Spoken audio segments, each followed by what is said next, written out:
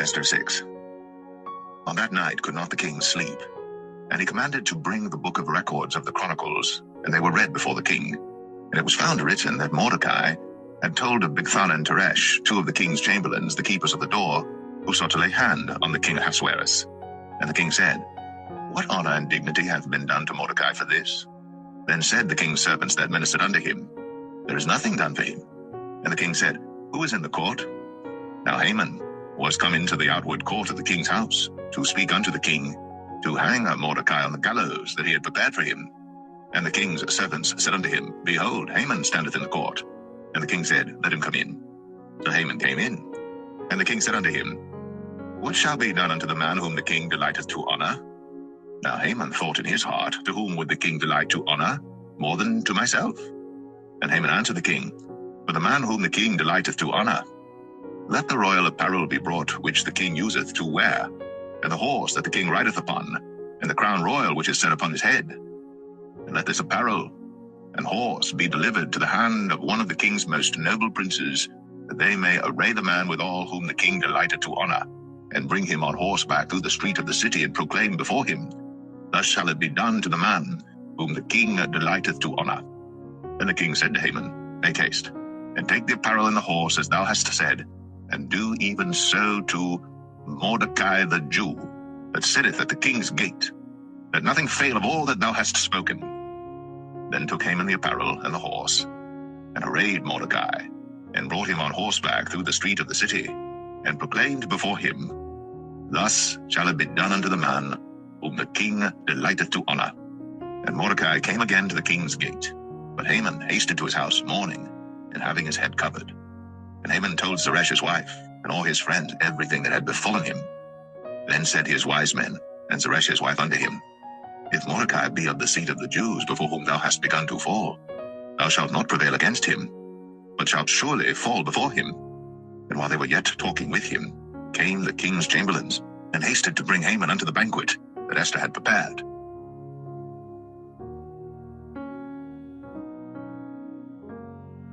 Esther 7.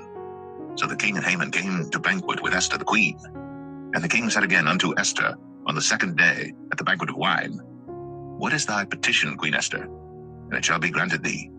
And what is thy request? And it shall be performed, even to the half of the kingdom.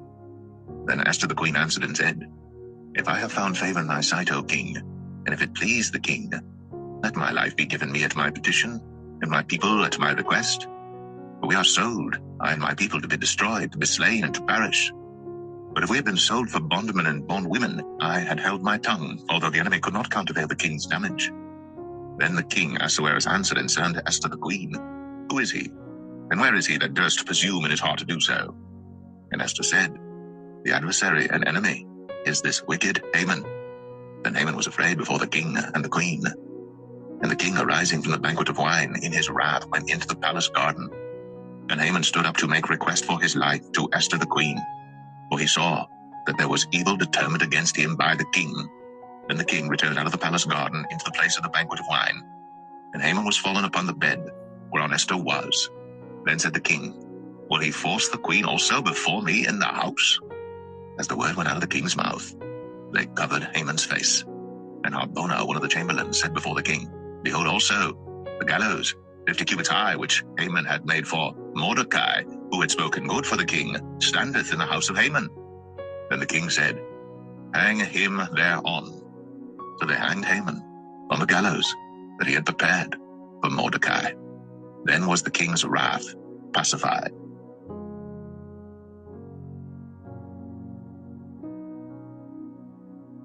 Esther 8. On that day did the king Ahasuerus give the house of Haman, the Jew's enemy, unto Esther the queen. And Mordecai came before the king, for Esther had told what he was unto her. And the king took off his ring, which he had taken from Haman, and gave it unto Mordecai. And Esther set Mordecai over the house of Haman. And Esther spake yet again before the king, and fell down at his feet, and besought him with tears to put away the mischief of Haman the Agagite, and his device that he had devised against the Jews. Then the king held out the golden scepter toward Esther. So Esther arose, and stood before the king, and said, If it please the king, and if I have found favor in his sight, and the things seem right before the king, and I be pleasing in his eyes, let it be written to reverse the letters devised by Haman, the son of Hammedatha, the Agagite, which he wrote to destroy the Jews, which are in all the king's provinces.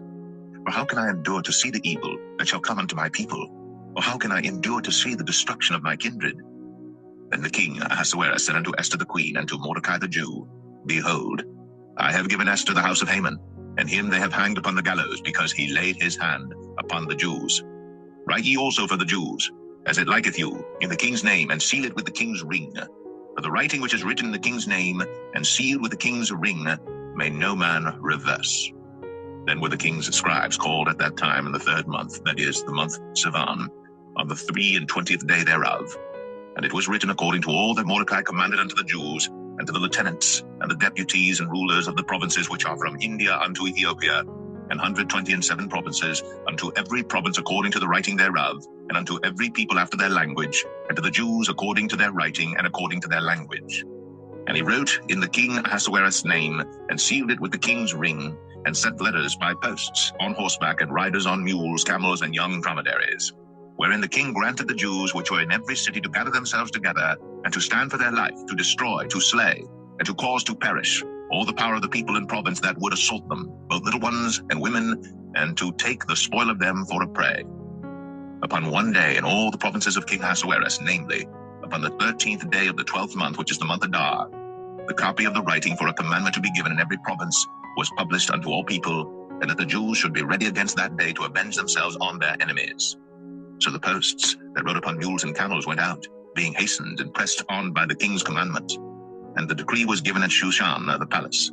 And Mordecai went out from the presence of the king in royal apparel of blue and white, and with a great crown of gold, and with a garment of fine linen and purple, and the city of Shushan rejoiced and was glad.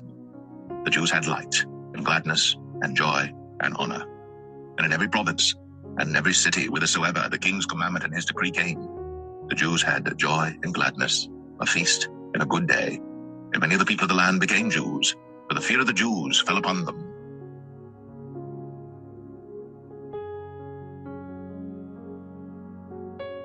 Esther 9. Now in the 12th month, that is the month Adar, of the 13th day of the same, when the king's commandment and his decree drew near to be put in execution in the day that the enemies of the Jews hoped to have power over them, though it was turned to the contrary, that the Jews had rule over them that hated them.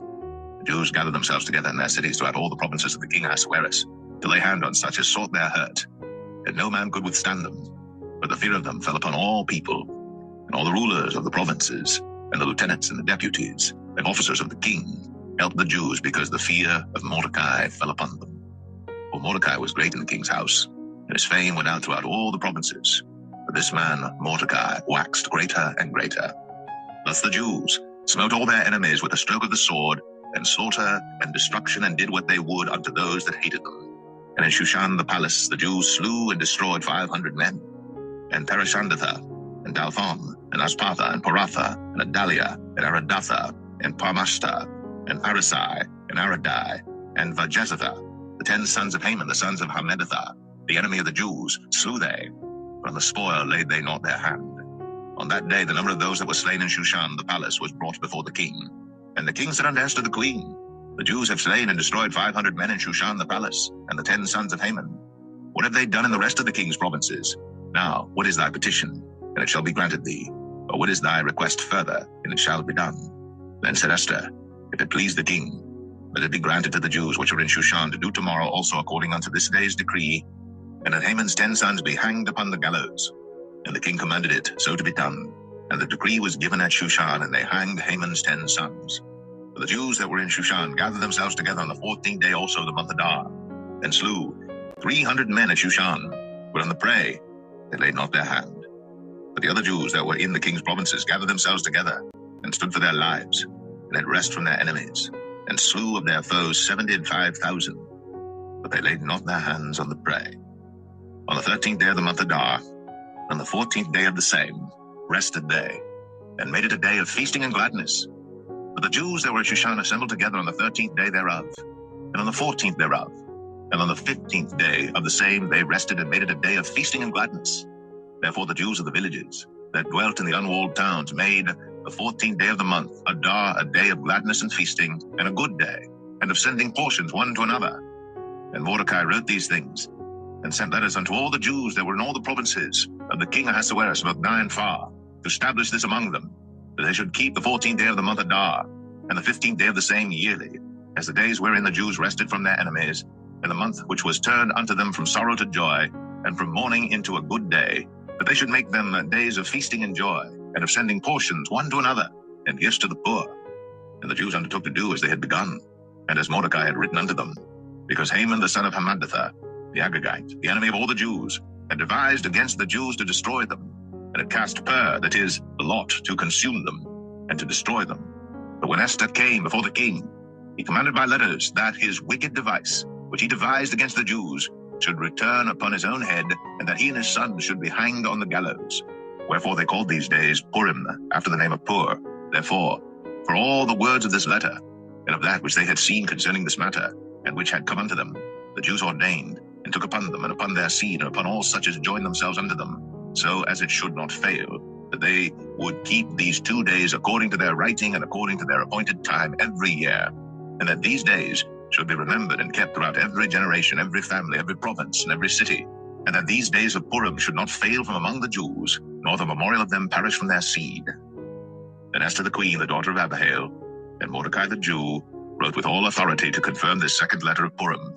And he sent the letters unto all the Jews, to the 127 provinces of the kingdom of Ahasuerus, with words of peace and truth, to confirm these days of Purim in their times appointed, according as Mordecai the Jew and Esther the queen had enjoined them, and as they had decreed for themselves and for their seed the matters of the fastings and their cry.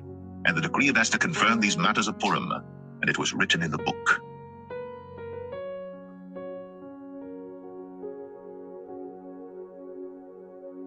Esther 10. And the king Ahasuerus laid a tribute upon the land, and upon the isles of the sea, and all the acts of his power and of his might, and the declaration of the greatness of Mordecai, whereunto the king advanced him, are they not written in the book of the chronicles of the kings of Media and Persia? For Mordecai the Jew was next unto King Ahasuerus, and great among the Jews, and accepted of the multitude of his brethren, seeking the wealth of his people, and speaking peace to all his seed.